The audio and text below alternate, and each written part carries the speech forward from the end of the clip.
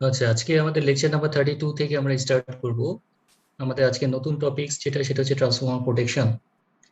আমরা ল্যাবে already transformer প্রোটেকশনের একটা এক্সপেরিমেন্ট আমরা দেখেছিলাম যে ট্রান্সফর্মার প্রোটেকশনের জন্য আমাদের কি কি টাইপের ফল্ট হয় ট্রান্সফর্মারের ভিতরে এবং সেগুলো কিভাবে প্রোটেকশন দেওয়া হয়।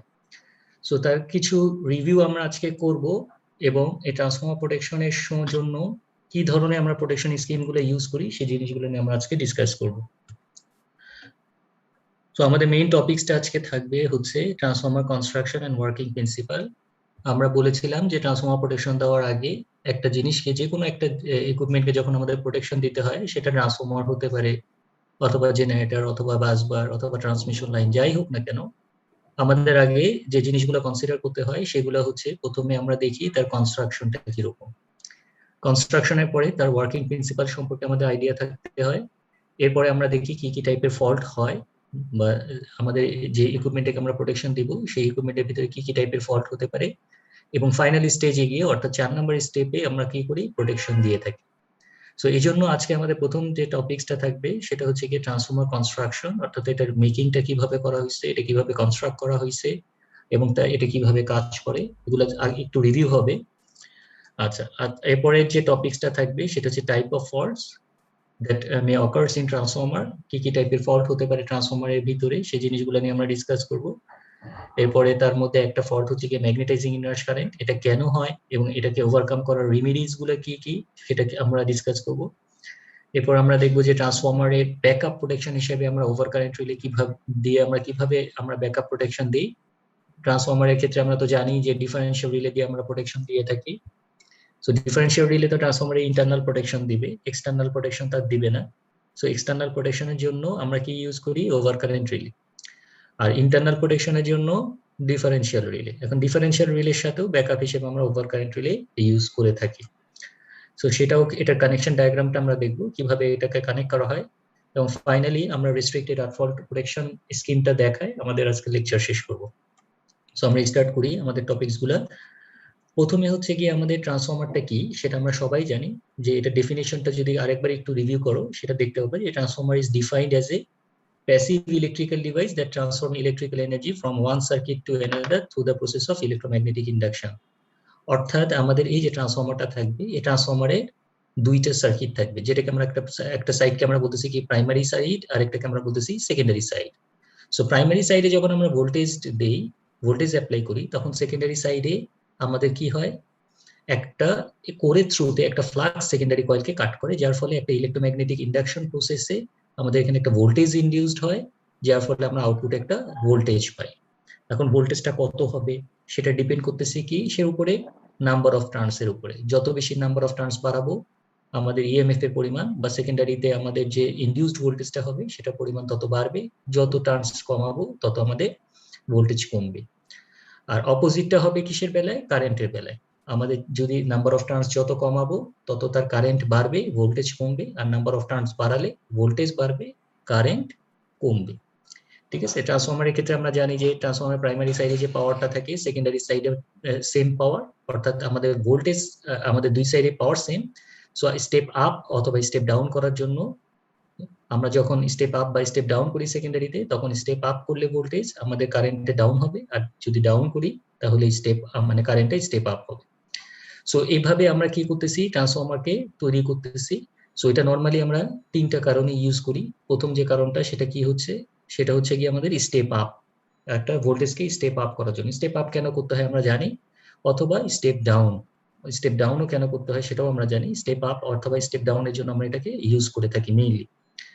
আচ্ছা, এবং এছাড়া এর আরেকটা ফাংশন আছে, সেটাকে আমরা বলি আইসোলেশন। ঠিক আছে, আইসোলেশন প্রোভাইড করার জন্য। ঠিক আছে, আইসোলেশন মানে আমরা জানি যে ট্রান্সফর্মারের যে দুইটা সাইড থাকে এটার মধ্যে কিন্তু ফিজিক্যাল ইলেকট্রিক্যাল কানেকশন নাই। ঠিক আছে, প্রাইমারি সাইডে যখন আমরা ভোল্টেজ অ্যাপ্লাই করতেছি, সেকেন্ডারি সাইডে একটা ভোল্টেজ ইনডিউস প্রসেসে আমাদের আউটপুট ভোল্টেজটা আমরা পাচ্ছি। সরাসরি কিন্তু কোনো ফিজিক্যাল ইলেকট্রিক্যাল কানেকশন কিন্তু নাই। সো যখন আইসোলেশনের প্রশ্ন আসবে, একটা সার্কিট থেকে আরেকটা সার্কিট যখন আইসোলেট করার কোশ্চেন আসবে, সেক্ষেত্রে কিন্তু আমরা এই ট্রান্সফর্মার ইউজ করতে পারি। যেহেতু এটা ফিজিক্যাল কোনো ইলেকট্রিক্যাল কানেকশন নাই, এটা কিসের মাধ্যমে কানেক্টেড হচ্ছে, আমাদের একটা কোরের থ্রুতে কানেক্টেড হচ্ছে। কোরের মধ্যে যে ফ্লাক্সটা ইনডিউসড হচ্ছে, এই ফ্লাক্সটা যখন আমাদের সেকেন্ডারি কয়েলকে কাট করতেছে, সো সেকেন্ডারি কয়েলে একটা ভোল্টেজ ইনডিউসড হচ্ছে। সো এটা আইসোলেশন পারপাসেও আমরা ইউজ করতে পারি। সো এর তিনটা ফাংশন মনে রাখবা, একটা স্টেপ আপ এর জন্য ইউজ করতে পারি, ডাউনের জন্য ইউজ করতে পারি, অথবা আইসোলেশনের পারপাসেও আমরা এটা ইউজ করতে পারি। সো কনস্ট্রাকশনটা একটু খেয়াল করো। কনস্ট্রাকশনটা আমাদের এটা হচ্ছে গিয়ে ট্রান্সফরমারটা, এই ট্রান্সফরমারের এই এই এই যে টার্মিনাল গুলো দেখতে পাচ্ছ, এই টার্মিনালের সাথে যে ডিভাইসটা কানেক্টেড এটাকে আমরা বলি বুশিং, ট্রান্সফরমারের বুশিং। এটা হচ্ছে হাই ভোল্টেজ সাইড। সো এটা বুশিং এর সাইজটা বেশি। বুশিং মানে হচ্ছে তার ইনসুলেশন। ইনসুলেশন কেন প্রোভাইড করা দরকার? কারণ এটা হচ্ছে লাইন টার্মিনাল, আর এটা হচ্ছে কি ট্রান্সফরমারের বডি, যেটা হচ্ছে কি আমাদের গ্রাউন্ডেড থাকে নর্মালি, এটাকে আমরা জিরো পোটেনশিয়াল করে রাখি। সো এটা হচ্ছে লাইন টার্মিনাল, আর এটা হচ্ছে জিরো পোটেনশিয়াল। সো লাইন আর জিরো পোটেনশিয়ালের মাঝখানে প্রপার ইনসুলেশন যদি না থাকে তাহলে এখানে লিকেজ কারেন্ট ফ্লো করবে। সো ইনসুলেশনটা প্রোভাইড করার জন্য এখানে যে ডিভাইসটা ইউজ করা হয় সেটাকে আমরা বলি বুশিং। ঠিক আছে, এটা হাই ভোল্টেজ সাইড যেহেতু এই জন্য আমাদের এই বুশিং এর যে হাইটটা এটাও বেশি, আর এটা হচ্ছে কি আমাদের লো ভোল্টেজ সাইড। সো এটা বুশিং এর সাইজটা আমাদের ছোট। ঠিক আছে, সো আমাদের এখানে দেখতে পাচ্ছি আমাদের তিনটা টার্মিনাল, হাই ভোল্টেজ সাইডে তিনটা টার্মিনাল। সো এই তিনটা টার্মিনাল যেহেতু বের হয়ে আছে, তার মানে আমরা বলতে পারি যে এটা হচ্ছে আমাদের ডেল্টা কানেক্টেড। আর এখানে আমাদের দেখতে পাচ্ছি লো ভোল্টেজ সাইডে আমাদের চারটা টার্মিনাল বের হয়ে আছে। সো এটা হচ্ছে কি আমাদের ওয়াই কানেক্টেড। তার মানে আমরা কি দেখলাম এখানে? এখানে ফার্স্টে দেখলাম হচ্ছে কি বুশিং এর কাজ দেখলাম, যে বুশিং এর কাজটা কি, লাইন টু গ্রাউন্ড ফল্টের মাঝখানে যাতে কোনো লিকেজ কারেন্ট ফ্লো না করে সেই জন্য প্রপার ইনসুলেশন রাখতে হবে। এই ইনসুলেশনটা প্রোভাইড করতেছে এই বুশিং। সো টার্মিনালটা যখন এখানে কানেক্টেড হচ্ছে, এই কানেক্টেড যে টার্মিনালটা এটা বুশিং এর ভিতর দিয়ে গিয়ে কোথায় আছে, কোথায় যাচ্ছে? এটা মেইন ট্যাঙ্ক, যেটা এটা হচ্ছে কি আমাদের মেইন ট্যাঙ্ক বা ট্রান্সফরমারের বডিটা। এই মেইন ট্যাঙ্কের ভিতরে আমাদের কি থাকবে? একটা 3 ফেজ ট্রান্সফরমার। সো এই 3 ফেজ যে ওয়াইন্ডিং থাকবে, তিনটা ওয়াইন্ডিং, একটা প্রাইমারি সাইডটা ডেল্টা কানেক্টেড থাকতেছে আর সেকেন্ডারি সাইডটা ওয়াই কানেক্টেড থাকতেছে। সো এই ডেল্টা কানেক্টেড টার্মিনাল গুলোর সাথে এই বুশিং এর ভিতর দিয়ে কিন্তু আমাদের এই টার্মিনালটা কানেক্টেড থাকবে। সিমিলারলি এখানে আউটপুট টার্মিনাল চারটা বের হবে, ওয়াই কানেক্টেড থেকে চারটা টার্মিনাল এখানে বের হবে। সো এটা গেল হচ্ছে গিয়ে মেইন ট্যাঙ্ক, এটাকে আমরা বলতেছি মেইন ট্যাঙ্ক। এটাকে আমরা বলতেছি রেডিয়েটর, বা হিটটাকে রেডিয়েট করার জন্য আমরা এটা ইউজ করতেছি। হিটটা অর্থাৎ ট্রান্সফরমারের ভিতরে যদি হিট ডেভেলপ করে সেটাকে রেডিয়েট করতে হবে, না হলে এটা ওভারহিটেড হয়ে ড্যামেজ হয়ে যাওয়ার একটা পসিবিলিটিস থাকে। সো এই হিটটাকে রেডিয়েট করার জন্য চারপাশে ট্রান্সফরমার ফিন বা রেডিয়েটর বলা হয়, এটাকে রেডিয়েটর থাকবে। এটা হচ্ছে গিয়ে কনজারভেটর ট্যাঙ্ক। এই কনজারভেটর ট্যাঙ্কের কাজ হচ্ছে গিয়ে রিজার্ভ অয়েল এটার ভিতরে থাকবে। রিজার্ভ অয়েল কেন লাগবে? আমাদের অয়েলের ফাংশনটা হচ্ছে দুইটা, একটা হচ্ছে ইনসুলেশন করা আর একটা হচ্ছে কুলিং করা। ইনসুলেশন কিসের জন্য, কার সাথে কার ইনসুলেশন? এখানে আমরা বললাম যে এখানে একটা 3 ফেজ ওয়াইন্ডিং থাকবে এই ট্রান্সফরমার ট্যাঙ্কের ভিতরে। সো একটা ওয়াইন্ডিং এর সাথে আরেকটা ওয়াইন্ডিং যাতে শর্ট না হয়ে যায়, এই জন্য কি রাখতে হবে? মাঝখানে ইনসুলেশন থাকতে হবে। সো ইনসুলেশন প্রোভাইড করা একটা কাজ, আর আরেকটা হচ্ছে গিয়ে কুলিং করা। অর্থাৎ আমাদের যে যখন ওভারহিটেড হবে ট্রান্সফরমারটা, তখন এটাকে তো ঠান্ডা করতে হবে। সো ঠান্ডা করার জন্য এই অয়েলটা কুলিং ওয়াইন্ডিং গুলাকে কুল করবে। সো কুল করবে কিভাবে সেটা আমরা বলেছিলাম, যে ট্রান্সফরমার ট্যাঙ্ক অয়েলটা যখন রেডিয়েটরের ভিতর দিয়ে পাস করানো হবে, রেডিয়েটরের চারপাশে কুলিং ফ্যান থাকে, এই কুলিং ফ্যান গুলোকে তখন আমরা স্টার্ট করে দিব। কুলিং ফ্যান স্টার্ট করে দিলে অয়েলের টেম্পারেচারটা ডাউন হয়ে আবার এই অয়েলটাকে ভিতরে নিয়ে যাওয়া হয়। তার মানে একই অয়েল বারবার করে রিসার্কুলেট করবে। সো ওয়াইন্ডিং এর টেম্পারেচারটা ধীরে ধীরে কুল ডাউন হবে। সো অয়েলের টেম্পারেচার মনিটর করার জন্য এখানে থার্মোমিটারও থাকবে, থার্মোমিটারটা আমরা পরে দেখবো। সো এই অয়েলটা যেটা আমরা বললাম যে দুইটা কারণে ইউজ করা হয়, একটা হচ্ছে ইনসুলেশন আর একটা হচ্ছে কুলিং। সো যদি এই ট্যাঙ্কটা ভিতরে অয়েল না থাকে তাহলে আমাদের কি হবে? ইনসুলেশনও হবে না, কুলিংও হবে না। এই জন্য যদি কোনো কারণে অয়েল লিক করে তাহলে তো ইনসুলেশন থাকতেছে না বা কুলিং মেকানিজমটাও থাকবে না। এ কারণে কিছু রিজার্ভ অয়েল এই কনজারভেটর ট্যাঙ্কের মধ্যে বা রিজার্ভারের মধ্যে থাকবে। ঠিক আছে, সো যদি কোনো কারণে অয়েল লিক করে বা অয়েল লেভেল যদি কোনো কারণে কমে যায়, অয়েল লেভেল কমে যাওয়ার আরেকটা কারণ হচ্ছে স্পার্কিং হওয়া। ভিতরে ভিতরে যদি অয়েলের ভিতরে যদি স্পার্কিং হয়, স্পার্কিং কেন হবে? কারণ এই টার্মিনালটা তো আমাদের ওয়াইন্ডিং এর সাথে কানেক্টেড থাকে। সো ওয়াইন্ডিংটা যদি লুজ কানেকশন হয়, সো লুজ কানেকশন হলে ভিতরে স্পার্কিং হবে।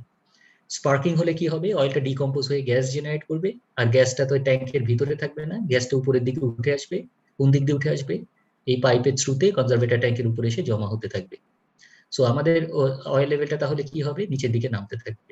সো অয়েল লেভেল যদি নিচের দিকে নামতে থাকে, সো সেক্ষেত্রে আমাদের এখানে একটা রিলে থাকবে, যেটা এখানে শো করা হয় নাই, যে রিলেটাকে আমরা বলি বুখলস রিলে। এই বুখলস রিলের অবজেক্টিভটা হচ্ছে অয়েল লেভেল যদি কমে যায় তখন সে অপারেট করবে, অর্থাৎ অয়েল লেভেলটাকে সে মনিটর করবে।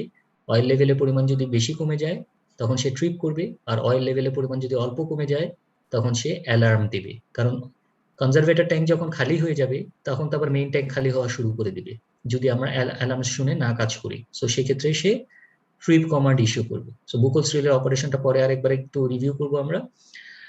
সো এটা হচ্ছে কি আমাদের ট্রান্সফরমারের মেইন যে পার্ট গুলো আমরা দেখলাম সেটা। তার মানে এখানে কি কি জিনিস আছে, ট্যাঙ্ক আছে, বুশিং আছে, কনজারভেটর ট্যাঙ্ক আছে, অয়েল লেভেল ইন্ডিকেটর থাকবে একটা। এখানে একটা অয়েল লেভেল ইন্ডিকেটর থাকবে যার মাধ্যমে আমরা বুঝতে পারবো যে ট্রান্সফরমারের অয়েলের লেভেলটা কতটুকু আছে। আচ্ছা, এখানে এখানে ট্রান্সফরমারের এই যে আমরা তিনটা টার্মিনাল দেখতে পাচ্ছি, red, yellow and blue. So এই তিনটা টার্মিনাল আমাদের হচ্ছে কি হাই ভোল্টেজ সাইডের সাথে কানেক্টেড হবে, আর লো ভোল্টেজ সাইড থেকে আমাদের চারটা টার্মিনাল বের হবে। ঠিক আছে, সো এই হচ্ছে কি আমাদের ট্রান্সফরমারের বেসিক কনস্ট্রাকশনটা। আর এখানে যে মাঝখানে যেটা বললাম যে অয়েল লেভেল অয়েল আছে, এই অয়েলটা কিন্তু এক্সপান্ড হতে পারে, অথবা আমাদের অয়েল লেভেলটা কিন্তু নর্মালও হতে থাকতে পারে। এক্সপান্ড কখন হবে আর নর্মাল পজিশনে কখন থাকবে, যখন আমাদের এই সারাউন্ডিং টেম্পারেচার, এই অয়েল লেভেলের যে চারপাশে যে টেম্পারেচার, অর্থাৎ আমাদের যে ট্রান্সফরমার ট্যাঙ্কের যে চারপাশে সারাউন্ডিং যে টেম্পারেচার, সো এই টেম্পারেচারটা যখন অনেক বেশি থাকবে অর্থাৎ গ্রীষ্মকালে, সেক্ষেত্রে আমাদের কি হবে, অয়েলের ওভারলোড যদি হয়, আমাদের লোড যদি বাড়ায়, সেক্ষেত্রে আমাদের আইস করার লস বেশি হবে। আইস করার লসটা হিট আকারে অয়েলের মধ্যে ডিসিপেট হবে, অয়েলের টেম্পারেচারটা বিল্ড আপ করবে। সো অয়েলের টেম্পারেচার যদি বিল্ড আপ করে তখন তো অয়েলটা এক্সপানশন হবে, কারণ আমরা জানি যে পানি গরম করলেও পানি ফুটতে থাকলে এটা এক্সপান্ড করে। সেরকম অয়েলের টেম্পারেচারও যদি বেড়ে যায় সেক্ষেত্রেও কিন্তু অয়েলটা এক্সপান্ড করবে। সো এক্সপান্ড করলে কোন দিক দিয়ে যাবে, এই যে আমাদের এক্সপান্ড করলে অয়েলের লেভেলটা বেড়ে যাবে, বেড়ে গিয়ে আমাদের কোন দিকে জমা হবে, এই কনজারভেটর ট্যাঙ্কের উপরের দিকে, তার মানে অয়েল লেভেলটা বাড়তে থাকবে। তার মানে কনজারভেটর ট্যাঙ্কটা কিন্তু ফুল অফ অয়েল থাকে না, এটা অর্ধেক পোর্শন অয়েল থাকে, অর্ধেকটা খালি থাকে। সো যখন আমাদের অয়েল লেভেলটা বেড়ে যাবে তখন আমাদের কিন্তু ওই খালি অংশটা কভার করতে সে কভার করবে। আবার যখন উইন্টার সিজন আসবে, উইন্টার সিজনের ক্ষেত্রে কি হবে, আমাদের টেম্পারেচার, সারাউন্ডিং টেম্পারেচারটা ঠান্ডা থাকার কারণে আমাদের কি হবে, অয়েলটা তার নর্মাল পজিশনে থাকবে, হিটটা অত বেশি ডেভেলপ করবে না, যার ফলে আমাদের কি হবে, অয়েল লেভেলটা কিন্তু কমে যাবে মানে তার নর্মাল পজিশনে চলে আসবে। সো নর্মাল পজিশনে যদি চলে আসে তখন কি হবে, তখন আমাদের উপরের ভ্যাকুয়ামটা বেশি হয়ে যাবে, কারণ এখান দিয়ে তো আমাদের এটা হচ্ছে কি আমাদের কনজারভেটর ট্যাঙ্ক যেটা আমরা বলতেছিলাম। সো এই কনজারভেটর ট্যাঙ্কের অয়েলের পরিমাণটা নিচের দিকে নেমে আসবে।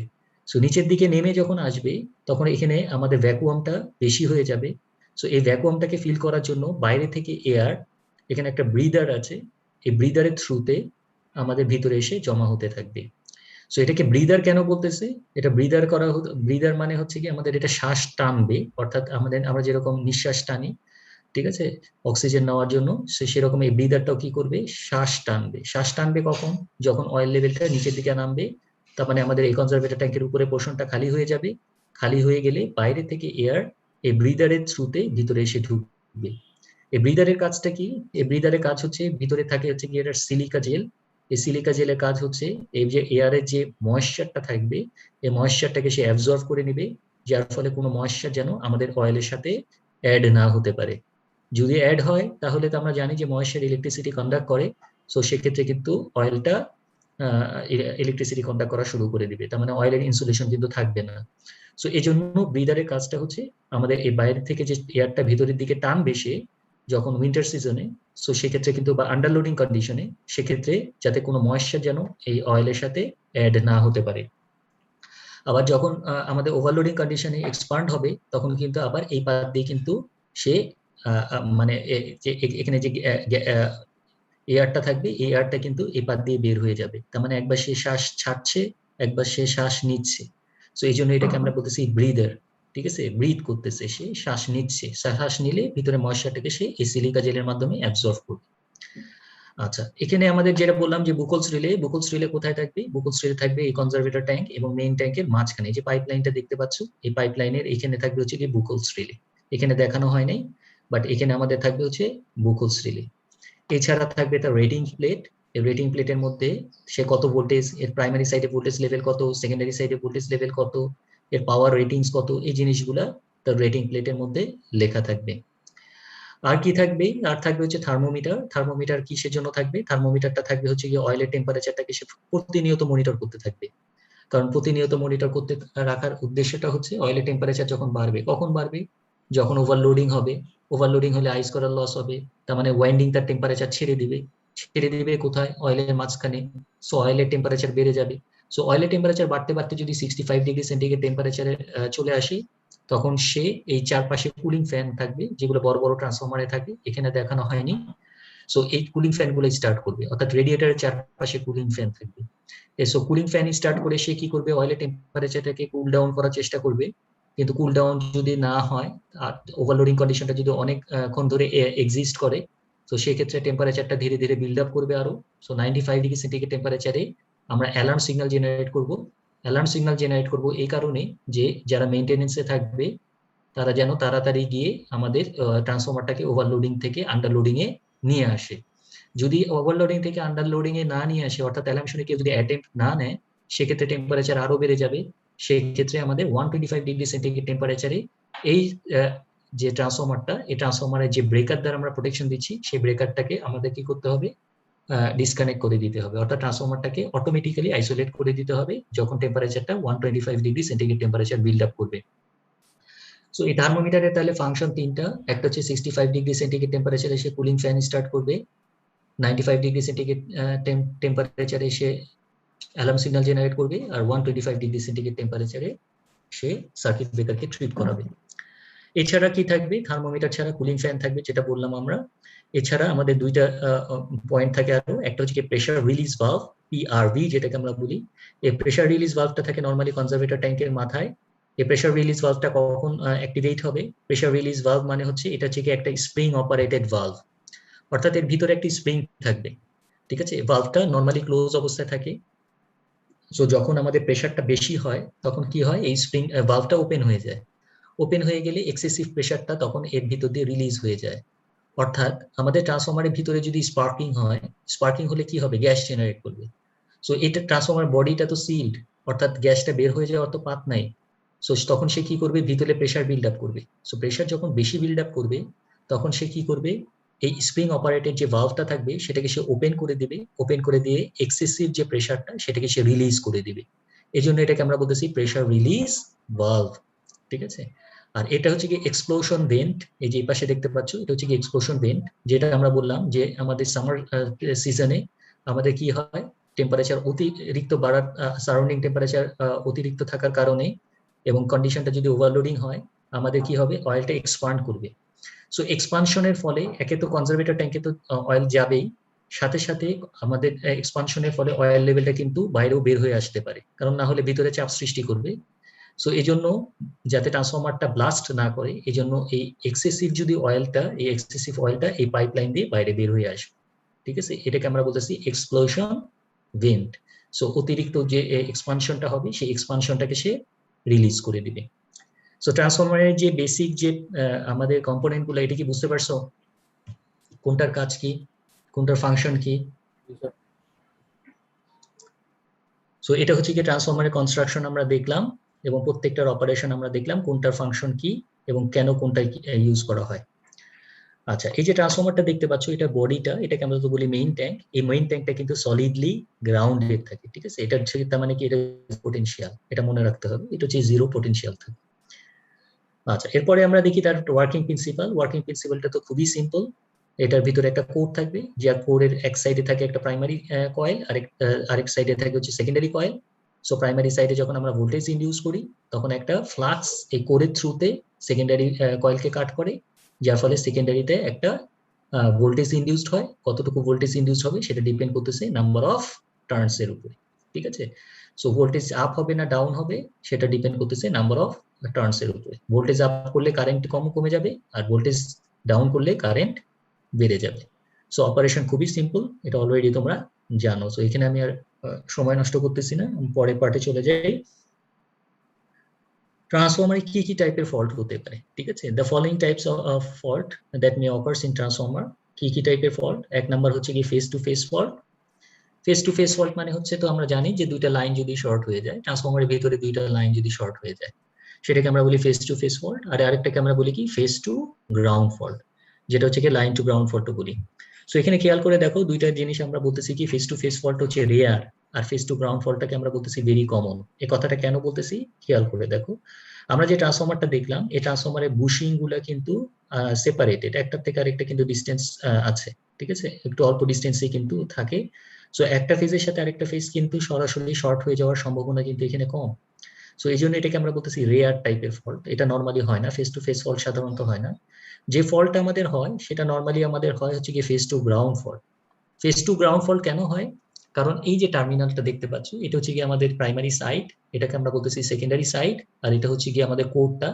এই আমাদের ট্রান্সফরমারের যে ওয়াইন্ডিং গুলো থাকে এগুলো কিন্তু আমাদের ইনসুলেশন করা থাকে, ঠিক আছে, এই ওয়াইন্ডিং গুলো কিন্তু ইনসুলেশন করে কিন্তু আমাদের কোরের উপরে পেঁচানো থাকে। আচ্ছা, কোরটাও কিন্তু ইনসুলেটেড থাকে, এবং এই কোরটা কিন্তু আমার বডির সাথে কানেক্টেড থাকে। এই যে আমাদের যে ট্রান্সফরমার যে ট্যাঙ্ক, এই বডির সাথে কিন্তু এই কোরটা কানেক্টেড থাকে। সো আমাদের এই বডিটাকে আমরা কি বললাম, বডিটা কিন্তু সলিডলি গ্রাউন্ডেড। সো যদি ইনসুলেশন না থাকে তাহলে কোরের সাথে যদি ইনসুলেশনটা ব্রেকডাউনে চলে যায় তাহলে কিন্তু আমাদের এই বডি দিয়ে একটা লিকেজ কারেন্ট ফ্লো করবে, যেটাকে আমরা বলি আর্ট ফল কারেন্ট। আর্ট ফল কারেন্ট কেন বলতেছি, কারণ বডিটা গ্রাউন্ডেড, তার মানে আমাদের এই ওয়্যারের বা ওয়াইন্ডিং এর ইনসুলেশন যদি নষ্ট হয়ে যায়, ওয়াইন্ডিং ইনসুলেশন কেন ড্যামেজ হবে, কারণ যত বেশি ওভারলোডিং হবে, ওভারলোডিং এর পরে আইস করার লস হবে, সো হিট হবে, হিট হতে হতে হতে এক সময় একটা এর ইনসুলেশনটা ব্রেকডাউনে চলে যাবে। ব্রেকডাউনে চলে গেলে আমাদের এটা কার সাথে শর্ট হয়ে যাবে, আমাদের এই কোরের সাথে শর্ট হয়ে যাবে। আর কোরের সাথে যদি শর্ট হয়ে যায় এবং কোরের ইনসুলেশনও যদি ব্রেকডাউনে চলে যায়, সেক্ষেত্রে কিন্তু আমাদের বডির সাথে আমাদের কোরটা শর্ট থাকার কারণে আমাদের সরাসরি একটা লিকেজ কারেন্ট কিন্তু বডির থ্রু দিয়ে বাইপাস হয়ে যাবে, যেটা কিন্তু খুবই কমন টাইপের ফল্ট, ঠিক আছে, যেটা এই জন্য এটাকে আমরা বলতেছি কমন ফল্ট, এটা হওয়ার সম্ভাবনা অনেক বেশি থাকে। সো এই ফেস টু ফেস ফল্ট যেটা একটু সেপারেটেড থাকার কারণে হওয়ার সম্ভাবনাটা কম, বাট ফেস টু গ্রাউন্ড ফল্টটা খুবই কমন। সো যে দুইটা ফল্টের প্রোটেকশনের জন্যই আমরা যে ধরনের প্রোটেকশন দিয়ে থাকি সেটাকে আমরা বলি পার্সেন্টেজ ডিফারেন্সিয়াল রিলে। অর্থাৎ ডিফারেন্সিয়াল রিলে দিয়ে আমরা জানি যে অলরেডি ইউনিট প্রোটেকশন আমরা দিয়ে থাকি ট্রান্সফরমারে, অর্থাৎ ইন্টারনাল ফল্ট সে ডিটেক্ট করে, এক্সটার্নাল ফল্ট সে ডিটেকশন করে না। এটা প্রাইমারি প্রোটেকশন হিসেবে থাকবে, আর অ্যাডিশনাল প্রোটেকশন হিসেবে থাকবে over current relay as backup protection. আচ্ছা, এটা গেল হচ্ছে এই দুই ধরনের ফল্ট প্রোটেকশনের জন্য, phase to phase fault and phase to ground fault. এরপরে হচ্ছে high voltage surge due to lightning. Voltage level যদি বেড়ে যায়, ভোল্টেজ লেভেল কখন বেড়ে যেতে পারে, লাইটনিং এর ফলে ভোল্টেজ লেভেল বেড়ে যেতে পারে, অথবা আমাদের যদি সুইচিং সার্জ আসে। সুইচিং সার্জ মানে যখন আমরা সুইচিং করব তখন কিন্তু আমাদের ভোল্টেজ লেভেলটা বেড়ে যেতে পারে, নর্মাল ভোল্টেজের থেকে বেড়ে যেতে পারে, যেটাকে আমরা বলতেছি সুইচিং সার্জ। সো এই সুইচিং সার্জের জন্য আমাদের অথবা লাইটনিং এর জন্য আমরা যে প্রোটেকশন গুলো ইউজ করি সেগুলোকে আমরা বলি লাইটনিং অ্যারেস্টার। এই লাইটনিং অ্যারেস্টার দিয়ে আমরা প্রোটেকশন দিই। লাইটনিং অ্যারেস্টারের ভিতরে কি থাকে তোমরা জানো। সো এবং অথবা আমরা হর্ন গ্যাপ দিয়ে প্রোটেকশন দিই। এখন কোশ্চেন হচ্ছে হর্ন গ্যাপটা কি। সো এই যে বুশিংটা দেখতে পাচ্ছ, যে ট্রান্সফরমারের বুশিং, এটা হচ্ছে কি আমাদের বুশিং। এই বুশিং এর এই উপরে যে টার্মিনালটা, এই উপরের টার্মিনালে একটা এই যে অরেঞ্জ কালারের দেখতে পাচ্ছ, এটা একটা হর্ন বা শিং এর মতন অংশ আছে। আর এর নিচের টার্মিনালটা তো ট্যাঙ্ক বা বডি, এই বডিটা তো সলিডলি গ্রাউন্ডেড বা জিরো পোটেনশিয়াল। সো এই বডি থেকেও কিন্তু একটা হর্ন নেওয়া হয়েছে। সো হেলদি কন্ডিশনে এই হর্ন মাঝখানে একটা গ্যাপ থাকে, সো এই গ্যাপটাকে আমরা বলতেছি হর্ন গ্যাপ, ঠিক আছে। সো এই হর্ন গ্যাপটা বা এই গ্যাপের পরিমাণটাকে এমন ভাবে নির্দিষ্ট করা হয় যেন এটা যে সিস্টেম ভোল্টেজে বা যে লাইনে এটাকে প্লেস করা হবে সেই ভোল্টেজে এটাতে যেন কোনো আর্ক ফর্ম না করে, অর্থাৎ এর ভিতরে যেন কোনো আর্কিং না হয়। কিন্তু যখন এখানে হাই ভোল্টেজ ইম্পোজ হবে, সেটা লাইটনিং এর কারণে হোক বা সুইচিং এর কারণে হোক, তখন কি হবে, ভোল্টেজ অনেক বেড়ে যাওয়ার কারণে এই যে এয়ারটা থাকবে মাঝখানে, এই মাঝখানে এয়ারটা আয়নাইজড হয়ে যাবে। আয়নাইজড হয়ে গিয়ে এই হাই কারেন্টে আমাদের এক্সেসিভ যে কারেন্টটা এই পাত দিয়ে বাইপাস হয়ে যাবে। এখন এই পাত দিয়ে বাইপাস হবে কেন, ভিতর দিয়ে যাবে না কেন? কারণ হচ্ছে আমাদের এই যে এই টার্মিনাল গুলা, যেটা নর্মালি তোমরা দেখবা যে আমাদের এই হর্ন গ্যাপটা নর্মালি কানেক্টেড থাকে হচ্ছে গিয়ে ডেল্টা কানেক্টেড সাইডে। ডেল্টা কানেক্টেড সাইডের তো নিউট্রাল নাই বা জিরো পোটেনশিয়াল নাই, কিন্তু কারেন্ট কোন দিক দিয়ে ফ্লো করে, কারেন্ট সবসময় জিরো পোটেনশিয়ালের দিকে যাওয়ার চেষ্টা করে। এখন জিরো পোটেনশিয়াল সে কোথায় পাবে, এই জিরো পোটেনশিয়াল তো হচ্ছে বডিটা, এই বডিটা হচ্ছে জিরো পোটেনশিয়াল, আর এটা হচ্ছে লাইন টার্মিনাল। সো এই ভিতরে যাবে না বাইরে যাবে, তার তো দুইটা পাথ, একটা হচ্ছে ভিতরে দিয়ে গিয়ে ওয়াইন্ডিংটাকে ড্যামেজ করা, আর আরেকটা হচ্ছে বাইপাস করা। যেহেতু বাইরের পাথের আমাদের জিরো পোটেনশিয়াল আছে, সো আমাদের কারেন্টটা কোন দিকে ফ্লো করবে, ম্যাক্সিমাম কারেন্টটা এই পাথ দিয়ে ডিসচার্জ হয়ে যাবে। তার মানে হাই কারেন্ট যখন ইম্পোজ হবে তখন এখানে আর্ক বিল্ড আপ করবে, এই আর্ক বিল্ড আপ করার কারণে ম্যাক্সিমাম কারেন্ট এই পাশ দিয়ে ডিসচার্জ হয়ে যাবে, ভিতরে কারেন্ট যাবে না। সো এই হাই কারেন্টটাকে সে বাইপাস করে দিচ্ছে, বা যখন সিস্টেমটা আগের ভোল্টেজ বা নর্মাল ভোল্টেজ লেভেলে ফিরে আসবে তখন এর ইনসুলেশনটা বেড়ে যাচ্ছে, যেহেতু এয়ারের ইনসুলেশন অনেক বেশি থাকে, তা তখন এখানে আর আর্ক বিল্ড আপ করবে না, তখন কিন্তু ম্যাক্সিমাম কারেন্ট ভিতর দিক দিয়ে যাবে। সো এটা হর্ন গ্যাপের মাধ্যমে কিন্তু আমরা প্রোটেকশন দিতে পারি ডেল্টা কানেক্টেড সাইডে। আর যদি ওয়াই কানেক্টেড হয় তার তো একটা নিউট্রাল থাকবে, সো সেক্ষেত্রে আমরা লাইটনিং অ্যারেস্টার, ওয়াই কানেক্টেড সাইডে আমরা লাইটনিং অ্যারেস্টার ইউজ করবো। সো এটা গেল হচ্ছে কি high voltage surge due to lightning. এরপরে আসতে পারে ফল্ট ইনসাইড দ্য ট্যাঙ্ক, অর্থাৎ অয়েল লেভেলে যদি ফল্ট হয়। অয়েল লেভেলে ফল্টটা দুই ধরনের হতে পারে, একটা হচ্ছে ওভারলোডিং এর কারণে টেম্পারেচার বেড়ে গিয়ে আমাদের টেম্পারেচারটা রাইজ হতে পারে অয়েলে। সো সেক্ষেত্রে তো আমরা বললাম যে থার্মোমিটার থাকবে, এই থার্মোমিটার তিনটা টেম্পারেচার মনিটর করে তিন ধরনের সিগন্যাল প্রোভাইড করবে। 65 ডিগ্রি সেন্টিগ্রেড টেম্পারেচারে ফ্যান স্টার্ট করবে, 95 ডিগ্রি সেন্টিগ্রেড টেম্পারেচারে অ্যালার্ম সিগন্যাল জেনারেট করবে, আর 125 ডিগ্রি সেন্টিগ্রেড টেম্পারেচারে সে ট্রিপ কমান্ড দিবে। আর আরেকটা ফল্ট হতে পারে যেটা, সেটা হচ্ছে ট্রান্সফরমার অয়েলের ভিতরে স্পার্কিং হতে পারে। যেটা স্পার্কিং কেন হবে, কারণ আমরা জানি এই যে বুশিংটা দেখতে পাচ্ছ, এই বুশিং এর থ্রুতেই তো টার্মিনালটা ভিতর দিয়ে গিয়ে আমাদের ট্রান্সফরমারের ওয়াইন্ডিং এর সাথে কানেক্টেড। সো এই যে টার্মিনালের যে ট্রান্সমিশন যে লাইনটা, এই বুশিং এর থ্রুতে যে আমাদের ওয়াইন্ডিং এর সাথে কানেক্টেড, এখানে যদি কোনো লুজ কানেকশন থাকে তাহলে ভিতরে স্পার্কিং হবে, ট্যাঙ্কের ভিতরে স্পার্কিং হবে। স্পার্কিং হলে কি হবে, অয়েলটা ডিকম্পোজ হবে, ডিকম্পোজ হয়ে গ্যাস জেনারেট করবে। আর গ্যাসটা তো ট্যাঙ্কের ভিতরে থাকবে না, গ্যাসটা উপরের দিকে উঠে আসতে থাকবে। গ্যাস যখন যত বেশি উপরের দিকে উঠে আসবে তত আমাদের কি করবে, সে মেইন ট্যাঙ্ক থেকে পাইপলাইন দিয়ে আমাদের কোন দিকে চলে যাবে, কনজারভেটর ট্যাঙ্কে। আর আমরা জানি যে মেইন ট্যাঙ্ক এবং কনজারভেটর ট্যাঙ্কের মাঝখানে একটা রিলে থাকে, যেটাকে আমরা বলি গ্যাস অ্যাকচুয়েটেড রিলে, অর্থাৎ যে রিলেটা গ্যাসের প্রেশারের উপরে বেস করে অপারেট করে, এটাকে আমরা বলি গ্যাস অ্যাকচুয়েটেড রিলে। সো এই যেটাকে আমরা আরেকটা আলাদা টার্ম আছে, যেটার নাম হচ্ছে বুকোলস রিলে, এই বুকোলস রিলের মাধ্যমে প্রোটেকশন দেই। সো বুকোলস রিলের অপারেশনটা নেক্সট ক্লাসে আমরা দেখবো, তখন এখানে আমরা দেখাবো যে কিভাবে গ্যাস সেন্স করে এই রিলেটা অপারেট করে। সো এই বুকোলস রিলে নরমালি আমরা 750 কেভি যে ট্রান্সফরমার গুলো আছে, এই 750 কেভিএ যে ট্রান্সফরমার গুলো, এটা বেশি যদি হয় সেক্ষেত্রে আমরা এই বুকোলস রিলেটা ইউজ করে থাকি, আদারওয়াইজ বুকোলস রিলে ইউজ করাটা ইকোনমিক্যালি ফিজিবল হয় না। ঠিক আছে, সো আমরা এটা মনে রাখবো যে ট্রান্সফরমারের অয়েলের লেভেলে যদি কোনো ফল্ট হয়, সেই অয়েল লেভেলটাকে ডিটেক্ট করার জন্য আমাদের কি থাকতে হবে, একটা বুকোলস রিলে, এবং এটা কত রেটিংস এর উপরে ট্রান্সফরমারের জন্য প্রোটেকশন দিবে, এটা গ্রেটার দ্যান 750 কেভিএ। এরপরে আমরা কি বললাম, যে ট্রান্সফরমারের যে বডিটা থাকে, এই ট্রান্সফরমার বডিটা কিন্তু সলিডলি গ্রাউন্ডেড থাকে, কারণ আমাদের 8 ফল্ট কারেন্টটাকে ডিটেকশন করতে হবে, এবং কোন দিক দিয়ে কারেন্ট যাচ্ছে সেটা তো আমাদের ডিটেক্ট করতে হবে। সো এই 8 ফল্ট ডিটেকশনের জন্য আমাদের ট্রান্সফরমারের যে বডিটা থাকবে এটা সলিডলি গ্রাউন্ডেড থাকে। এটা কিভাবে 8 ফল্ট ডিটেকশন হয় সেটা আমরা পরে দেখবো, যখন এই 8 ফল্ট প্রোটেকশন দেখাবো। এরপরে হচ্ছে ম্যাগনেটাইজিং ইনরাশ কারেন্ট, এবং এটা আমরা বলেছিলাম যে ম্যাগনেটাইজিং ইনরাশ কারেন্টটাকে আমরা কিভাবে ডিটেক্ট করি এটা, এবং এই কারেন্টটা কি কারেন্ট, যখন নো লোড অবস্থায়, অর্থাৎ নো লোড, ট্রান্সফরমারের সেকেন্ডারিতে কোনো লোড নাই, নো লোড অবস্থায় ট্রান্সফরমার প্রাইমারি সাইডকে যদি এনার্জাইজ করা হয়, তাহলে প্রাইমারি সাইডটা যখন এনার্জাইজড হবে তাহলে প্রাইমারি সাইডে তো কারেন্ট ফ্লো করবে, কিন্তু সেকেন্ডারি সাইডে তো কোনো কারেন্ট নাই। তাহলে আমাদের যদি ডিফারেন্সিয়াল রিলে দিয়ে আমরা প্রোটেকশন দিতে চাই, তাহলে ট্রান্সফরমারের ডিফারেন্সিয়াল রিলে প্রাইমারি সাইডে সিটি কারেন্ট দেখবে, সেকেন্ডারি সাইডে সিটি কোনো কারেন্ট দেখবে না, যেহেতু নো লোড। তার মানে আমাদের ডিফারেন্সিয়াল কারেন্ট কিন্তু পাবো। সো তার ফলে ডিফারেন্সিয়াল রিলে আননেসেসারিলি অপারেট করে। সো যেটা ইন্টারনাল ফল্ট না, তারপরেও আমাদের এই ডিফারেন্সিয়াল রিলে আননেসেসারিলি অপারেট করতে পারে। সো এই কারেন্টটাকে আমরা বলি ম্যাগনেটাইজিং ইনরাশ কারেন্ট, অর্থাৎ ম্যাগনেটাইজ করার জন্য যে কারেন্টটা, ট্রান্সফরমার প্রাইমারি সাইডকে ম্যাগনেটাইজ করার জন্য যে কারেন্টটা, এটাকে আমরা বলি ম্যাগনেটাইজিং ইনরাশ কারেন্ট। তাহলে আমাদের যেটা করতে হয় সেটা হচ্ছে কি, ম্যাগনেটাইজিং ইনরাশ কারেন্ট কোনটা আর ফল্ট কারেন্ট কোনটা, এটা কিন্তু আমাদের এই রিলেকে চেনাতে হয়। কোন রিলেকে চেনাতে হবে, এই ডিফারেন্সিয়াল রিলেতে, ডিফারেন্সিয়াল রিলেকে চেনাতে হবে। কিভাবে চেনাবো, আমাদের ফল্ট কারেন্টের সাথে ম্যাগনেটাইজিং ইনরাশ কারেন্টের ডিফারেন্স বাইর করতে হবে। তাহলে ডিফারেন্সটা কি, ডিফারেন্সটা হচ্ছে যে দুইটা কারেন্টকে যদি তুমি অ্যানালাইসিস করো, ফল্ট কারেন্ট আর ম্যাগনেটাইজিং ইনরাশ কারেন্ট, তাহলে দেখা যায় যে ম্যাগনেটাইজিং ইনরাশ কারেন্টের মধ্যে সেকেন্ড হারমোনিক কম্পোনেন্ট বা 100 হার্টজ ফ্রিকোয়েন্সি কম্পোনেন্ট গুলো অনেক বেশি থাকে। সো এই কম্পোনেন্টটা পেলেই আমরা বুঝবো যে এটা ম্যাগনেটাইজিং ইনরাশ কারেন্ট। আর ফল্ট কারেন্টের মধ্যে এত বেশি থাকে না। সো কত পার্সেন্ট বেশি থাকে, ফল্ট কারেন্টের থেকে অ্যাপ্রক্সিমেটলি 63%-এরও বেশি আমাদের সেকেন্ড হারমোনিক কম্পোনেন্ট থাকে ম্যাগনেটাইজিং ইনরাশ কারেন্টে। সো যখনই আমাদের সেকেন্ড হারমোনিক কম্পোনেন্ট বেশি পাওয়া যাবে, তখনই আমাদের ধরে নিতে হবে যে এটা হচ্ছে কি আমাদের ইনরাশ কারেন্ট। আর ইনরাশ কারেন্ট থাকলে আমরা কি করব, ডিফারেন্সিয়াল রিলেটাকে ব্লক করব, অর্থাৎ অপারেট করতে বাধা দিব, অথবা রেস্ট্রেইন করব, অপারেট করতে বাধা দিব। সো আমাদের কি লাগবে? Differential protection with harmonic restrain features, অর্থাৎ এই সেকেন্ড হারমোনিকটাকে ব্লক করার ফিচার্স থাকতে হবে ডিফারেন্সিয়াল রিলেতে। সো এই যে প্রোটেকশন গুলো আমরা দেখলাম, এখন কি প্রোটেকশন গুলো সব ট্রান্সফরমারে দিব নাকি কিছু কিছু ট্রান্সফরমারে দিব? এগুলো কোথায় দিব প্রোটেকশন গুলো? এটা ডিপেন্ড করতেছে ট্রান্সফরমারের রেটিংস এর উপরে। যদি স্মল রেটিং এর ট্রান্সফরমার হয়, ফর এক্সাম্পল ডিস্ট্রিবিউশন ট্রান্সফরমার যেগুলোর রেটিংসটা লেস দেন 500 কেভিএ, এগুলাতে নর্মালি আমরা একটা ড্রপ আউট ফিউজের মাধ্যমে প্রোটেকশন দিই, আর কোনো প্রোটেকশন দেই না।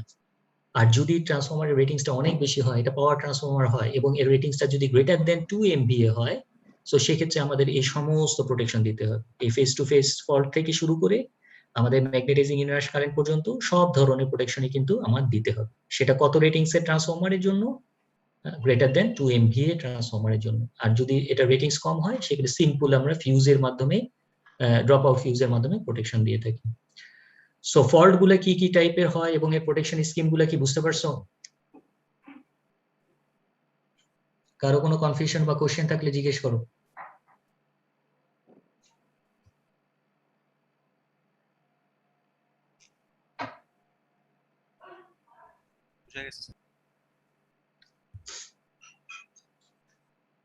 ম্যাগনেটাইজিং ইনরাশ কারেন্টটা তাহলে কি কারেন্ট বললাম? যে আমরা নো লোড, এই যে দেখো আমাদের ট্রান্সফরমারটা, এই ট্রান্সফরমারের নো লোড, আউটপুটে কোনো লোড নাই, তাহলে সেকেন্ডারি কারেন্ট জিরো। বাট যখন সুইচটা ক্লোজ করব তখন এখানে একটা কারেন্ট ফ্লো করবে। এই কারেন্টটা কত? এই কারেন্টটা কিন্তু, এটা যেহেতু পিওরলি ইন্ডাকটিভ সার্কিট, যেহেতু এটা ট্রান্সফরমার, এই কারেন্টটা কিন্তু আমাদের 1 থেকে 3 সাইকেলে 6 to 8 টাইমস কারেন্ট কিন্তু হয়ে যায়, কারণ এটা ডিসি অফসেটের পরিমাণ অনেক বেশি থাকে। সো কারেন্টের ম্যাগনিটিউড কিন্তু ইনিশিয়ালি আমাদের কারেন্টটা অনেক হাই থাকে, ঠিক আছে? এটা নর্মাল ফুল লোড কারেন্টের থেকে প্রায় 6 থেকে 8 গুণ হয়ে থাকে। সো যেটাকে আমরা বলি নো লোড অবস্থায় ট্রান্সফরমার প্রাইমারি সাইডকে এনার্জাইজ করলে যে কারেন্টটা তার প্রাইমারি সাইডে ফ্লো করে, সেটাকে আমরা বলি ম্যাগনেটাইজিং ইনরাশ কারেন্ট। তার মানে প্রাইমারি সাইডে কারেন্ট আছে, সেকেন্ডারি সাইডে কারেন্ট জিরো। এর ফলে কি হবে? এর ফলে আমাদের যেটা হচ্ছে যে আমাদের একটা ডিফারেন্সিয়াল কারেন্ট তৈরি হচ্ছে। এই ডিফারেন্সিয়াল কারেন্টের তৈরি হওয়ার কারণে, এখানে খেয়াল করে দেখো, এটা হচ্ছে ট্রান্সফরমার। এই ট্রান্সফরমারকে আমি যদি প্রাইমারি সাইডে পাওয়ার দিই আর সেকেন্ডারি সাইড যদি ওপেন থাকে, তাহলে আমাদের কি হবে? ডিফারেন্সিয়াল রিলে দিয়ে যখন প্রোটেকশন দিব, তখন I1 তো পাবো, কারণ সিটি, এই সিটিটা তো কারেন্ট দেখছে I1। বাট এই I2 তো পাবো না, কারণ আমাদের আউটপুটটা ওপেন। তার মানে I1 নাই, I1 আছে, I2 নাই, তার মানে I1 মাইনাস I2 পাবো। তার মানে ডিফারেন্সিয়াল রিলে কিন্তু অপারেট করে ফেলবে, ঠিক আছে? কারণ ডিফারেন্সিয়াল রিলে ডিফারেন্সিয়াল কারেন্টেই অপারেট করে, আমরা জানি। তাহলে আমরা কি করব? যে আমাদের এটা এই ম্যাগনেটাইজিং ইনার্স কারেন্টে যাতে করে এই ডিফারেন্সিয়াল রিলে অপারেট না করে, সেটার মেকানিজম আমাদের বের করতে হবে। মেকানিজমটা কি? সেকেন্ড হারমোনিক ডিটেক্টর ফিল্টার লাগবে। তার মানে আমাদের সেকেন্ড হারমোনিক যখন সে ডিটেকশন করবে, সাথে সাথে সে কি করবে? এই ডিফারেন্সিয়াল রিলেকে ব্লক করে দিবে। অর্থাৎ সেকেন্ড হারমোনিক কম্পোনেন্ট ডিটেকশনের যে ফিল্টারটা থাকবে, তার যে এনসি কন্টাক্ট, এই এনসি কন্টাক্ট মানে নর্মালি ক্লোজ কন্টাক্ট, এই ডিফারেন্সিয়াল রিলের সাথে সিরিজে কানেক্ট করে রাখতে হবে। সো যখনই সে ম্যাগনেটাইজিং ইনরাশ কারেন্ট পাবে, সাথে সাথে এনসি কন্টাক্টটা ওপেন হয়ে যাবে। ওপেন হয়ে গেলে ডিফারেন্সিয়াল কয়েলটা খুলে যাবে। খুলে গেলে আমাদের ডিফারেন্সিয়াল রিলের ভিতর দিয়ে আর কোনো কারেন্ট যাবে না, সমস্ত কারেন্ট রেস্ট্রেনিং কয়েলের ভিতর দিয়ে যাবে। তার ফলে এটা রেস্ট্রেইন করবে, অপারেট করবে না, বাধা দিবে, অপারেট করতে বাধা দিবে। কিন্তু এই ম্যাগনেটাইজিং ইনার্স কারেন্টটা কিন্তু অনেক সময়ের জন্য থাকে না। এই ডিসি পার্টটা কিন্তু যখন অমিট হয়ে যাবে, তখন কিন্তু তার স্টেডি স্টেট কন্ডিশন চলে আসে। স্টেডি স্টেট কন্ডিশনে কারেন্টের ম্যাগনিটিউডটা অনেক কমে যায়। সো সেক্ষেত্রে আবার তার যে এনসি কন্ট্যাক্টটা থাকবে, সেটা আবার রিক্লোজ হয়ে যাবে। রিক্লোজ হয়ে গেলে আবার সে ডিফারেন্সিয়াল রিলে কিন্তু আবার তার আগের পজিশনে ব্যাক করবে, অর্থাৎ ইন্টারনাল ফল্ট সে প্রোটেকশন দিবে, এক্সটার্নাল ফল্ট সে প্রোটেকশন দিবে না। কিন্তু যখনই ইনরাশ কারেন্ট আসবে, কারেন্টের ম্যাগনিটিউডটা বেশি হওয়ার সাথে সাথে সে ডিফারেন্সিয়াল কয়েলটাকে খুলে দিবে। খুলে দিলেই আমার সার্কিটটা ওপেন হয়ে যাবে, আর রেস্টেনিং কয়েলে তখন কারেন্ট বেড়ে যাবে। তার ফলে আমাদের সে অপারেট করতে বাধা দেবে। অপারেশনটা কি বুঝতে পারছো?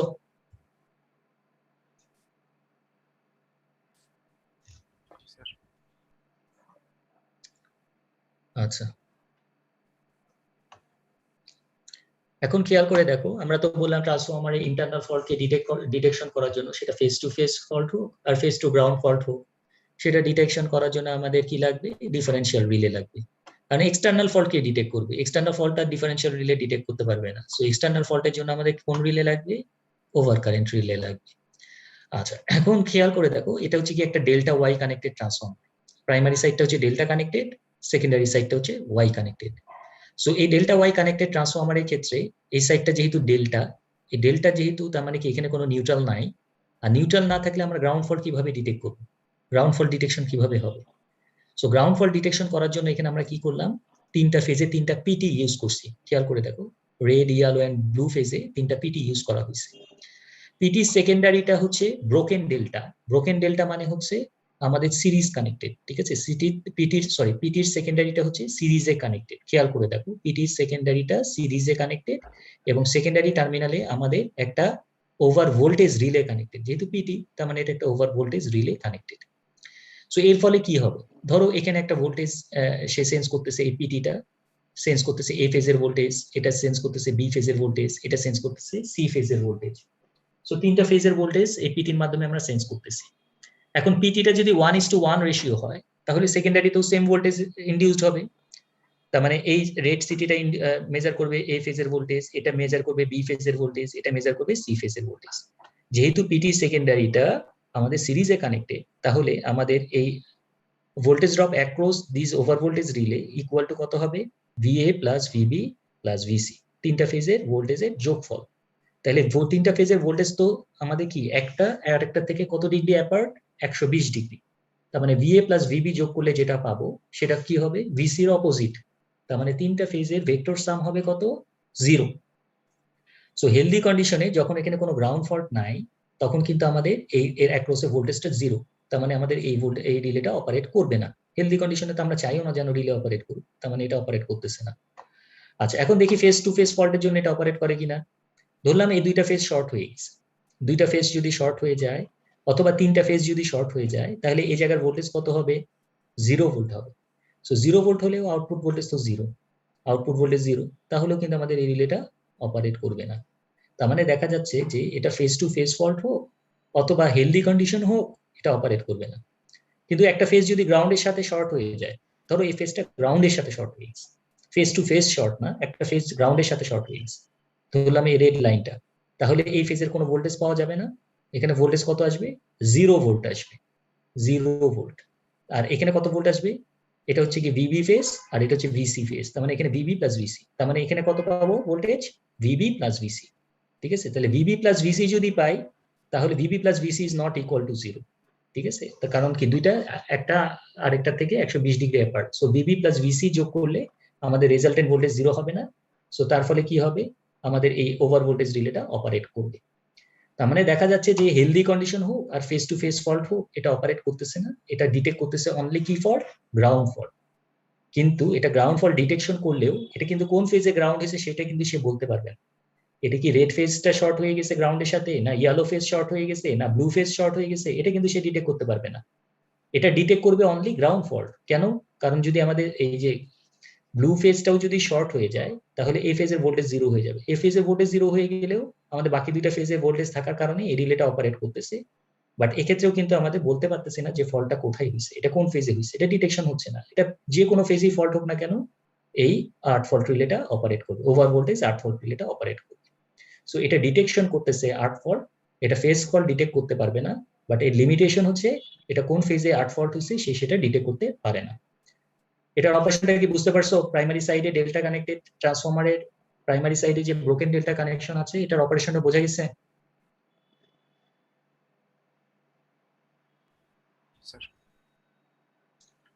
আচ্ছা, সেকেন্ডারি সাইডটা কি কানেক্টেড, ওয়াই কানেক্টেড।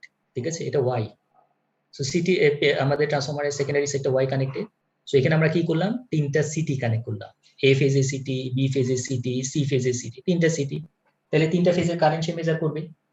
এখন খেয়াল করে দেখো, ভালো করে অবজার্ভ করো, এই তিনটা সিটির এই সিটি সেকেন্ডারিতে আমাদের একটা রিলে কানেক্ট করলাম। কোন ফেজে, এ ফেজে একটা রিলে কানেক্ট করলাম, যে রিলের নাম হচ্ছে 1। বি ফেজের সেকেন্ডারির সাথে কোনো রিলে নাই, সি ফেজের সেকেন্ডারির সাথে আরেকটা রিলে আছে 2। এই 1 আর 2 এগুলো হচ্ছে ওভার কারেন্ট রিলে। আচ্ছা, সিটি সেকেন্ডারিটা, এই সিটি সেকেন্ডারি তিনটা ফেজের সিটি সেকেন্ডারিটা কিন্তু ওয়াই কানেক্টেড। তার মানে এই টার্মিনালটা, একটা টার্মিনাল থাকবে কি শর্ট, আরেকটা টার্মিনাল আমাদের ওভার কারেন্ট রিলের সাথে কানেক্টেড। ঠিক আছে, আর এই টার্মিনালটা শর্ট, শর্ট হয়ে কোথায় গেছে, এখানে আরেকটা রিলেতে গেছে, 3 নাম্বার রিলে। এই 3 নাম্বার রিলেটা কি আর্ট ফল্ট রিলে, অর্থাৎ এটা আর্ট ফল্ট ডিটেকশন করে, এটা ফেজ ফল্ট ডিটেক্ট করতে পারে না। কিভাবে আর্ট ফল্ট ডিটেক্ট করে একটু দেখি। এটা হচ্ছে এ ফেজের কারেন্ট, এসিটি সেন্স করতেছে এ ফেজের কারেন্ট, এসিটি সেন্স করতেছে বি ফেজের কারেন্ট, এসিটি সেন্স করতেছে সি ফেজের কারেন্ট। তাহলে যেহেতু এই তিনটা পয়েন্ট শর্ট, তাহলে এখানে আমরা কত কোন ফেজের কারেন্ট দেখতে পাচ্ছি, এ প্লাস বি প্লাস সি, ঠিক আছে। সো এই তিনটা কারেন্ট যেহেতু ঢুকতেছে, কোন কারেন্ট বের হবে? তিনটা ফেজের সামেশন কারেন্ট বের হবে। সো হেলদি কন্ডিশনে A plus B plus C equal to 0, কারণ তিনটার থেকে 120 ডিগ্রি অ্যাপার্ট, সো তিনটা ফেজ কারেন্ট ইকুয়াল টু 0, তার মানে কোনো কারেন্ট যাচ্ছে না, 8 ভোল্ট রিলে অপারেট করবে না। কিন্তু একটা ফেজ যদি গ্রাউন্ডের সাথে শর্ট হয়ে যায়, ধরো এ ফেজটা গ্রাউন্ডের সাথে শর্ট হয়ে গেছে, যদি শর্ট হয়ে যায় তাহলে কোন ফেজের কারেন্ট বাড়বে? এ ফেজের কারেন্ট বাড়বে। তাহলে এ ফেজের কারেন্ট যদি বাড়ে, বি সি ফেজের তো কারেন্ট বাড়বে না। তাহলে এ ফেজের কারেন্ট বাড়লে তাহলে A plus B plus C is not equal to তখন 0 হবে। 0 হলে তখন আমাদের কিন্তু এই রিলেটা অপারেট করবে। তাহলে 3 নাম্বার রিলে অপারেট করলে আমরা বুঝতে পারবো যে একটা 8 ভোল্ট হয়েছে। কিন্তু যদি দুইটা ফেজ শর্ট হয়ে যায়, ধরো এই দুইটা ফেজ শর্ট হয়ে গেছে অথবা তিনটা ফেজ শর্ট হয়ে গেছে, সেক্ষেত্রে কিন্তু কারেন্টের ভ্যালুটা এখানে 0ই থাকবে, সেক্ষেত্রে কিন্তু রিলেটা অপারেট করবে না। তার মানে এই রিলেটা অপারেট করবে শুধুমাত্র 8 ভোল্টের ক্ষেত্রে, এটা ফেজ ফল্ট ডিটেক্ট করতে পারে না। তাহলে ফেজ ফল্ট ডিটেকশনের জন্য কি লাগবে? আমাদের ফেজ ফল্ট রিলে লাগবে, যেটাকে আমরা বলতেছি ওভার কারেন্ট রিলে। সো আমাদের এ ফেজে একটা ওভার কারেন্ট রিলে কানেক্ট করা হয়েছে, বি ফেজে কোনো রিলে কানেক্ট করা হয়নি, সি ফেজে একটা ওভার কারেন্ট রিলে কানেক্ট করা হয়েছে। তাহলে আমরা এখানে দেখতে পাচ্ছি এখানে একটা রিলে কম কানেক্ট করা ছাড়াও আমরা এই প্রোটেকশনটা কিভাবে বুঝতে পারি যে কোন ফেজে ফল্ট হয়েছে, কি টাইপের ফল্ট হয়েছে, কিভাবে আমরা ডিটেক্ট করতে পারি সেই জিনিসটা এখন একটু খেয়াল করব। ফল্ট দুই ধরনের হতে পারে, একটা হচ্ছে ফেস টু ফেস ফল্ট, আর একটা হতে পারে ফেস টু গ্রাউন্ড ফল্ট।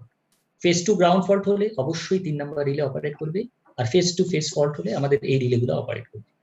এখন ধরো এ ফেজে একটা ফল্ট হয়েছে, এ ফেজে ফল্ট হতে পারে কি লাইন টু গ্রাউন্ড ফল্ট অথবা line to line fault. R line to ground fault যদি হয় এ ফেজে, তাহলে আমাদের কোন রিলে অপারেট করবে? তার মানে লাইন টু গ্রাউন্ড ফল্ট যদি হয় তাহলে এই লাইনে কারেন্ট বাড়বে, তাহলে এই সিটি সেন্স করবে, এই সিটি সেন্স করে কত নাম্বার রিলেকে দিবে? 1 নাম্বার রিলেকে দিবে। আর 1 নাম্বার রিলে যখন কারেন্টটা ডিটেক্ট করবে তার মানে সে অপারেট করবে। এবং এখানে একটা অ্যাবনর্মাল কন্ডিশন হবে, কারণ এ ফেজের ম্যাগনিটিউড বেড়ে যাবে, তার মানে 1ও অপারেট করবে, 3ও অপারেট করবে। তাহলে 1 আর 3 যদি অপারেট করে তাহলে আমরা বুঝতে পারবো লাইন টু গ্রাউন্ড। আর যদি 3 অপারেট না করে, ধরো 3 অপারেট করে নাই, তাহলে এটা ফেজ ফল্ট। কারণ ফেজ ফল্ট কোন ফেজে ফল্ট হয়েছে? যদি 1 নাম্বার রিলে অপারেট করে, শুধুমাত্র রিলে 1 অপারেট করে, তাহলে কি বোঝা যাবে? এ প্লাস বি শর্ট হয়ে গেছে। কেন এ প্লাস বি শর্ট হয়ে গেছে বুঝলাম, কারণ আমরা যদি এ প্লাস সি শর্ট হয়ে যেত তাহলে আমাদের এই 2 নাম্বার রিলেটাও অপারেট করতো। কিন্তু এখন দেখা যাচ্ছে যে আমাদের শুধুমাত্র 1 নাম্বার রিলে অপারেট করছে, আর 1 নাম্বার রিলে তো একা একা অপারেট করতে পারে না। এই ফেজে হয় ফেস টু ফেস ফল্ট হয়েছে, নাহলে ফেস টু গ্রাউন্ড ফল্ট হয়েছে। ফেস টু গ্রাউন্ড ফল্ট হলে 3 নাম্বার অপারেট করতো, যেহেতু 3 নাম্বার অপারেট করে নাই, তাহলে অবশ্যই সেটা কার সাথে শর্ট হয়ে গেছে? বি এর সাথে। এখন বি এর সাথে কিভাবে বুঝলাম? যেহেতু বি ফেজে কোনো রিলে নাই, তার মানে এটা বি এর সাথে শর্ট হয়ে গেছে। তার মানে রিলে 1 অপারেট করা মানে এ প্লাস বি শর্ট হয়ে গেছে। রিলে 2 অপারেট করা মানে কি? রিলে 2 অপারেট করা মানে তাহলে আমরা বুঝতে পারতেছি যে রিলে 2 তো একা একা অপারেট করতে পারে না, সেটা অবশ্যই আরেকটা ফেজের সাথে শর্ট হয়ে গেছে। যেহেতু রিলে 1 অপারেট করে নাই, তাহলে এটা কোন ফেজের সাথে শর্ট হয়ে গেছে? বি ফেজের সাথে শর্ট হয়ে গেছে। তার মানে বি প্লাস সি শর্ট হয়ে গেছে। এটা কি বুঝতে পারছো?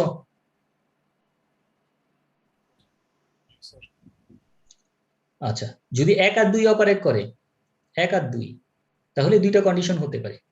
1 আর 2 অপারেট করলে, 3 নাম্বার যেহেতু অপারেট করে নাই, আমরা ধরে নিচ্ছি এটা, তার ধরে নিচ্ছি না, আমরা বুঝতে পারলাম যে এটা 8 ফল্ট না। তাহলে 1 আর 2 অপারেট করার কন্ডিশন দুইটা হতে পারে, এ প্লাস সি শর্ট হয়ে যেতে পারে, এ প্লাস সি, অথবা এ প্লাস বি প্লাস সি, এই তিনটা ফেজ একত্রে শর্ট হয়ে যেতে পারে।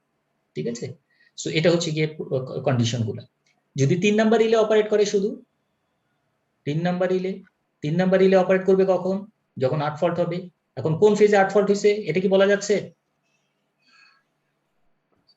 শুধু 3 নাম্বার রিলে অপারেট করলে বলতে পারবা কোন ফেজটা গ্রাউন্ডের সাথে কানেক্টেড হয়ে গেছে? না স্যার। 3 নাম্বার রিলে যদি অপারেট করে, 3 নাম্বার রিলে কখন অপারেট করবে? যখন 8 ফল্ট হয়েছে। এখন এই 8 ফল্টটা কোন ফেজে হয়েছে বলতে পারবা?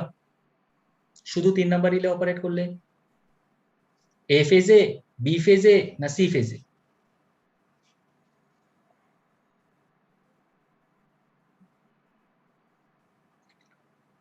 আচ্ছা, যদি না বুঝে থাকো তাহলে আরেকবার একটু দেখো। 3 নাম্বার রিলে অপারেট করার কন্ডিশনটা হচ্ছে কি 8 ফল্ট হয়েছে। এখন কোন ফেজে 8 ফল্ট হয়েছে? যদি এই ফেজে হতো তাহলে 1 নাম্বার রিলে অপারেট করতো, কিন্তু 1 নাম্বার তো করে নাই, শুধু 3 নাম্বার করছে। তাহলে কি আমাদের সি ফেজে ফল্ট হয়েছে? সি ফেজে কোন রিলে আছে? 2 নাম্বার রিলে, 2 নাম্বারও তো করে নাই, তার মানে 1ও অপারেট করে নাই, 2ও অপারেট করে নাই, তার মানে এও তেও ফল্ট হয় নাই, সি তেও ফল্ট হয় নাই। কোন ফেজে ফল্ট হয়েছে? যে ফেজে কোনো রিলে নাই। তার মানে একটা রিলে কম ইউজ করলেও কিন্তু আমরা ডিটেক্ট করতে পারতেছি কোন ফেজে ফল্ট হয়েছে। তার মানে 3 নম্বরে ফল্ট হওয়া মানে কি, বি ফেজ গ্রাউন্ডেড হয়ে গেছে। 1 আর 3 যদি অপারেট করে তাহলে কোন ফেজে ফল্ট হয়েছে, এ ফেজ গ্রাউন্ডেড হয়ে গেছে। অথবা আমরা বলতে পারি এ প্লাস বি কম্বাইন করে গ্রাউন্ডেড হয়ে গেছে। But A plus B combine করে গ্রাউন্ড হয় এগুলো রেয়ার সিনারিও। সো আমরা ধরে নিতে পারি এ ফেজটা গ্রাউন্ডেড হয়ে গেছে। সিমিলারলি যদি 2 আর 3 অপারেট করে তাহলে আমরা বুঝবো কি, সি ফেজটা গ্রাউন্ডের সাথে কানেক্টেড হয়ে গেছে। এটা কি বোঝা গেছে?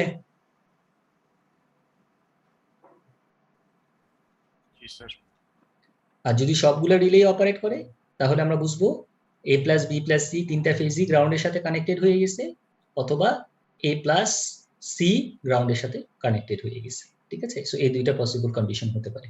সো এই কন্ডিশনগুলো একটু ভালো করে দেখবা, তাহলে আরো ডিটেইলে ক্লিয়ার। আচ্ছা, এরপরে যে আমাদের ফাইনাল আজকের যে ক্লাসের টপিকসটা, সেটা হচ্ছে রেস্ট্রিক্টেড আর্ট ফল প্রোটেকশন। রেস্ট্রিক্টেড কথাটা কেন আসতেছে? আমরা যখন একটু আগে যেটা দেখলাম, আমাদের এই যে আর্ট ফল্ট প্রোটেকশন আমরা দিলাম, এই আর্ট ফল্ট রিলেটা কিন্তু বাইরে ফল্ট হোক বা ভিতরে ফল্ট হোক, এই সিটির ভিতর দিয়ে কারেন্ট গেলেই এ অপারেট করবে। তার মানে এটা কিন্তু ডিটেক্ট করতে পারে না ফল্টটা কোথায় হয়েছে, ইন্টারনাল না এক্সটার্নাল। ঠিক আছে, কিন্তু আমাদের এটা কিন্তু ডিটেক্ট করতে হবে যে ফল্টটা কি ট্রান্সফরমারের ভিতরে আর্ট ফল্ট হয়েছে না ট্রান্সফরমারের বাইরে আর্ট ফল্ট হয়েছে। সো এটাকে ডিটেকশন করার জন্য আমরা যে রিলেটা ইউজ করি সেটাকে আমরা বলি restricted art fault protection. Restricted অর্থাৎ আমাদের জোনটা ডিফাইন করা, জোনটা রেস্ট্রিক্টেড, এইটুকু জোনের মধ্যে ফল্ট হলে সে অপারেট করবে, এইটুকু জোনের বাইরে ফল্ট হলে সে অপারেট করবে না।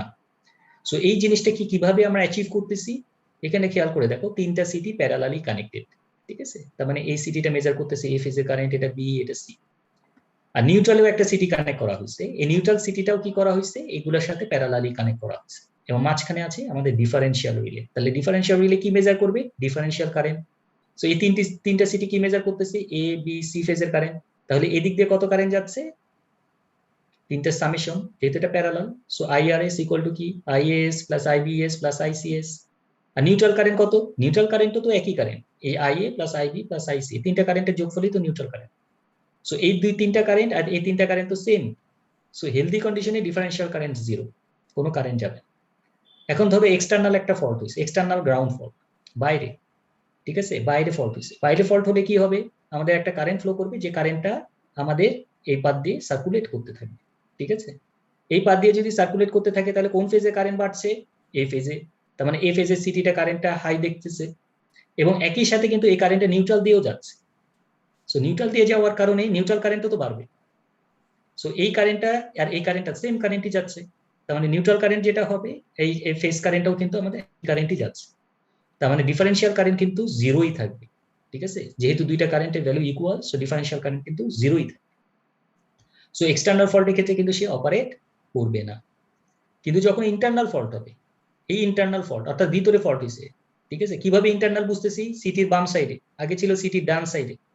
সো যখন ইন্টারনাল ফল্ট হবে তখন কি হচ্ছে, ফল্ট কারেন্টটা কিন্তু এই পাথ দিয়ে সার্কুলেট করতেছে। খেয়াল করে দেখো, এই পাথ দিয়ে সার্কুলেট করতেছে। সো সার্কুলেট যখন এই পাথ দিয়ে সার্কুলেট করতে থাকবে তখন কিন্তু এই সিটিটা অর্থাৎ এই সিটিটা কারেন্টটাকে দেখবে না, কিন্তু নিউট্রাল সিটিতে তো কারেন্টটাকে দেখতেছে। সো নিউট্রাল সিটি কারেন্টটাকে দেখতেছে, বাট এই সিটি কারেন্টটাকে না দেখার কারণে আমাদের কি হবে, একটা ডিফারেন্সিয়াল কারেন্ট ডিফারেন্সিয়াল রিলের ভিতর দিয়ে যাবে, যার ফলে ডিফারেন্সিয়াল রিলে অপারেট করবে। তার মানে এটা ইন্টারনাল ফল্ট ডিটেক্ট করবে, এক্সটার্নাল ফল্ট ডিটেক্ট করবে না। এটা কি বুঝতে পারছো রেস্ট্রিক্টেড কিভাবে হচ্ছে জোনটা?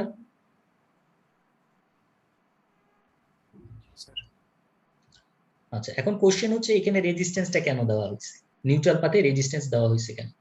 রেজিস্ট্যান্স দেওয়ার অবজেক্টিভটা হচ্ছে, এখানে যখন ফল্ট হচ্ছে এই ফল্ট কারেন্টটা তো হাই। সো এই হাই কারেন্টটা যখন এই পাথ দিয়ে যাবে, এই কারেন্টটাকে তো লিমিট করতে হবে। যদি না করি কি হবে, আমাদের ওয়াইন্ডিংটা ড্যামেজ হবে। সো ওয়াইন্ডিংটা ড্যামেজ যাতে কম হয়, বা ওয়াইন্ডিংটা ড্যামেজের হাত থেকে রক্ষা করার জন্য এখানে আমাদের একটা রেজিস্ট্যান্স অ্যাড করা হয়। এই রেজিস্ট্যান্সের ভ্যালুটা আবার বেশি হলে আবার কারেন্টটা এত কম হবে যে আমাদের ডিফারেন্সিয়াল রিলে নাও অপারেট করতে পারে। সো রেজিস্ট্যান্সের ভ্যালুটা একটা নির্দিষ্ট রেঞ্জে রাখা হয়, যাতে করে আমাদের এই গ্রাউন্ড ফল্টটাকে সে লিমিট করতে পারে, অর্থাৎ কারেন্টের ম্যাগনিটিউডটাকে যেন সে কমাতে পারে। আচ্ছা, এ পর্যন্ত কি বুঝতে পারছো? আজকের ক্লাস এ পর্যন্তই। যদি কারো কোনো কনফিউশন বা কোশ্চেন থাকে জিজ্ঞেস করো।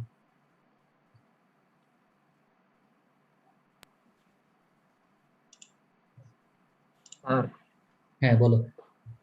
স্যার গতকালকে স্যার আমি স্যার অ্যাটেন্ডেন্সটা দিতে পারিনি স্যার, একটু ভুলে আজকে গেছি। দিয়ে দিও। আচ্ছা স্যার। আচ্ছা, আর কারো কোনো কোশ্চেন?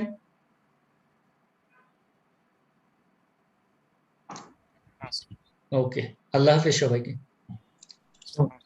ওয়ালাইকুম আসসালাম। স্যার নেক্সট উইকে স্যার আমরা রেক্টরে যাচ্ছিলাম স্যার ক্লাস হ্যাঁ, আমি এটা নিয়ে একটু পরে কথা বলবো না, ওই যে তোমাদের তো 5:15 মিটিং আছে, ওইখানে একটু কথা বলবো না।